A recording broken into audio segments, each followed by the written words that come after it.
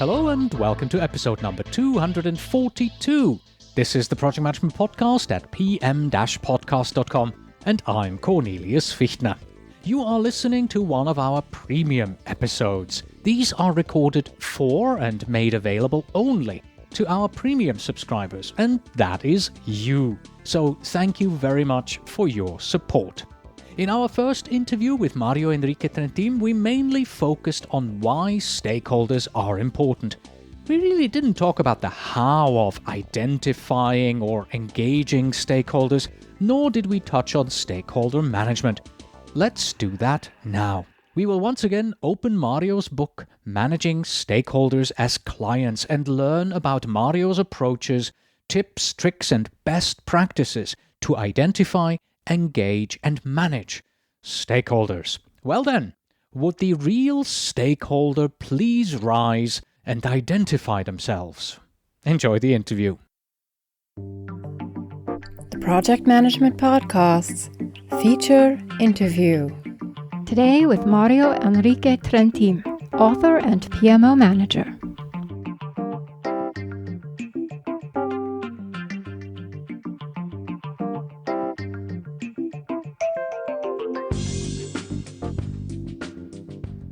Hello Mario, welcome back to the Project Management Podcast. Oh, thank you, Cornelius. It's a pleasure to be here again.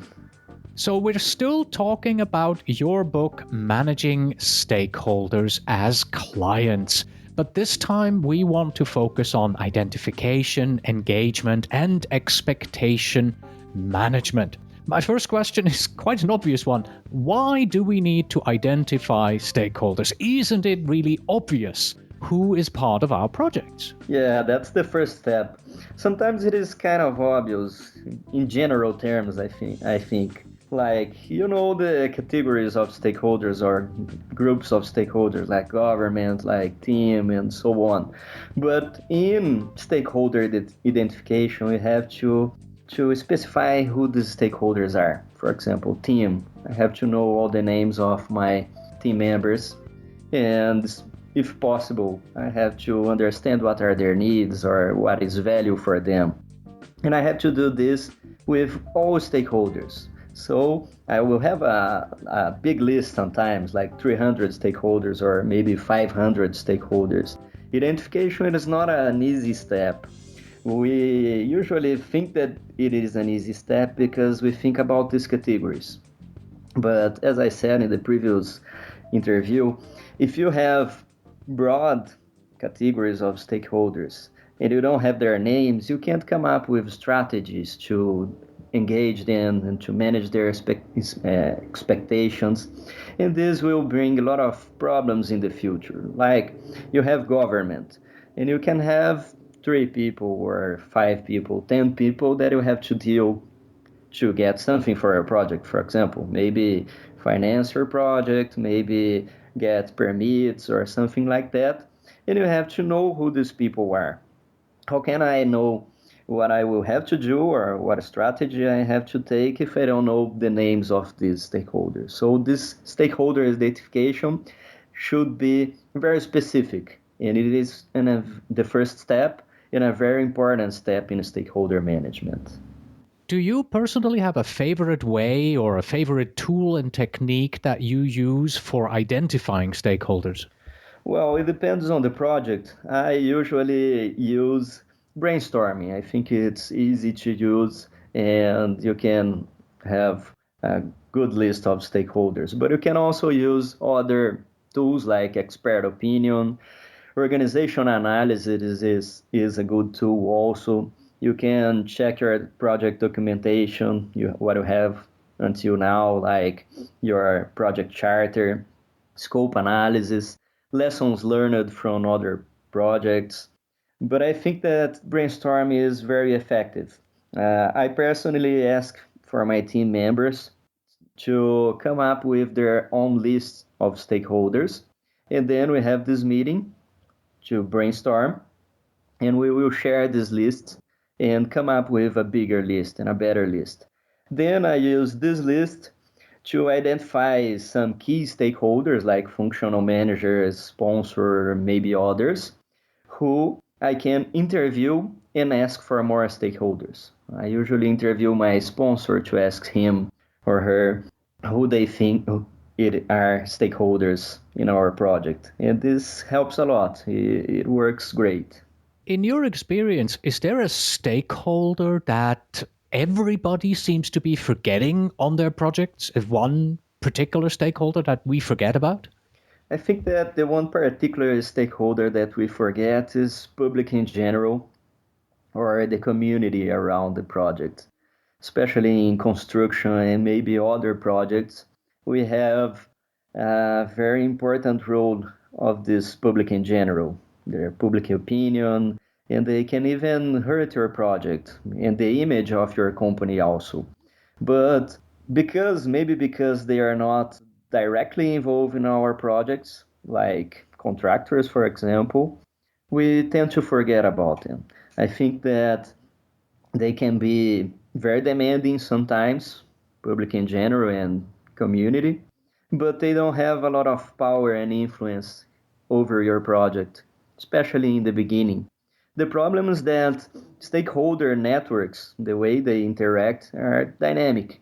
So a stakeholder like public in general does not have power and influence, but they can convince other stakeholders like government, like other organizations to be against you. So we have to worry not only about the stakeholders that have power and influence, but also about other stakeholders who can who can convince this or persuade these stakeholders to be supportive or not to a project. What are the major differences between how PMI and the PMBOK guide does stakeholder identification versus how stakeholder identification is done under the Prince2 framework? Well, PMI, I think it's more process oriented, like best practices guy. I think that they have this process for stakeholder management, and sometimes it is difficult to use them in practice. You have to change something here and there to make them work. Prince 2 is a methodology, and I think it seems more like a holistic approach, which I think it's better. They have that roles and responsibilities. You have more about culture, organization, and involving these stakeholders, technical stakeholders, your supplier, users. I think it's a better approach. It's more complete. I think that we can merge these two approaches and try to come up with a custom approach that works for our organization. Well, then, what is your personal approach? Are there any steps that you follow when you identify stakeholders?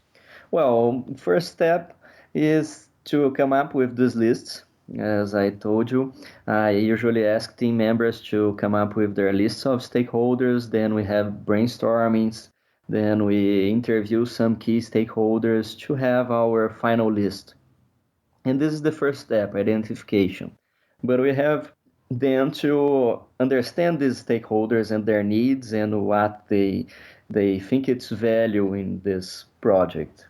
Is there any way to make sure that you don't miss any stakeholders in this process? We talked about the hidden stakeholders in our first interview, but can we do anything to make sure that we don't have hidden stakeholders? Yeah, that's difficult. That's a tough question. You can't be 100% sure you identified all stakeholders, but I think that the trick is to monitor the environment and keep in touch with your stakeholders, which I think it's something we forget a lot. You keep in touch with your stakeholders, the ones you already identified, and they will help you to identify new stakeholders along the way. It's an ongoing process. I believe that one of the biggest mistakes is to treat this stakeholder identification and stakeholder management process as a one time activity. It is not a one time activity. We will do this all along our projects.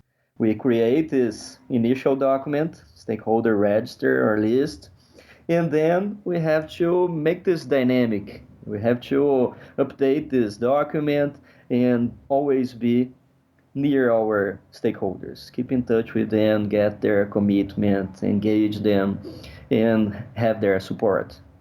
In one chapter of your book, you talk about stakeholder mind mapping. What is stakeholder mind mapping? Yeah, it's understand their minds. We have two meanings in this phrase. It's like map their minds, and we can also map the stakeholders, create a stakeholders map. I think that the first step is map their minds, which is get the information we need, understand what they need, and come up with the strategies to deal with them. The second step is to create stakeholder networks, which would be map our stakeholders and their relationships. So we will understand our stakeholder categories, and we will also map and understand what are their common values or some common priorities that we will have groups of stakeholders around these priorities and common values, and we will have common strategies to deal with them also. It is an easier way because when you have 100 stakeholders or more, it is difficult to deal specifically with each of them. So if they have something in common, we can try to group them and have more efficient strategies. Mhm. When we talk about stakeholder management, the activity of managing is not really well defined. For you personally, what does it really mean to manage stakeholder expectations? Yeah, some people don't like this word manage stakeholders because they think that we can't manage them and their expectations. I prefer calling this engaging stakeholders, involving stakeholders, and getting their buy-in. I think that managing stakeholders is about this. It is understanding what their needs and trying to align their needs with our project's objectives in a way that we can provide value for them. Because stakeholders won't support you if they won't get anything from you also. So you have to show them that your project is important, like your internal stakeholders. You have your project, and your project is important for the organization. It will help achieve your organizational goals, and everybody will benefit from this. Once your functional managers, for example, understand this, they will be more supportive. So you have to be like some. It's like a little like a teacher, a little like a consultant, a little like a doctor. You understand their needs, and you give them the solution if it is related to your project. Show them the value that you're adding. What other methods do you use to keep your stakeholders engaged? Well, I use a lot of methods like trying to meet with them if possible, sending them regular reports. I think that these are the two main communication tools we have, face-to-face meeting or maybe calls and emails, and always being letting your stakeholders updated. This is important because if they don't hear about your project, it won't be important anymore. This is something that we have to keep in mind also. Your sponsor, for example, if you see him once in a while, like you see here him two times in a year, your project won't be important anymore. So we have to show them our progress regularly, and we have to show them that we are working and we are adding value. All right. So this may be an obvious sort of question to ask at this point, but we're investing a lot of time and effort into our stakeholders. What is the benefit of all of this? Well, I think we have a lot of benefits because our project will be easier to manage once we have stakeholders on our side, and we have a lot of political reasons for projects being proposed and for projects being killed also. And we have to understand this environment. I think this is something we can learn from stakeholder management, understand the environment and the context around our project to see if our project is really needed also. We have to ask this question: why are we doing our project?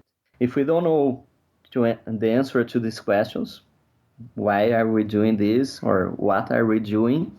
That's probably because we don't understand the stakeholders involved in this project. Do you have some other recommended tools for us that you use to manage their expectations? Well, I use a lot of documentation. I think it's the best tool because sometimes when it's great to have meetings and calls because stakeholders feel closer to you. But once you write it, they understand better.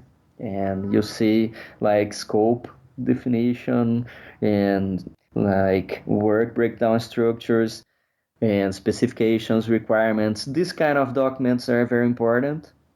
And we have to share these documents with our stakeholders so that they can read and see, oh, that was not what I meant, for example. I think that this is very important.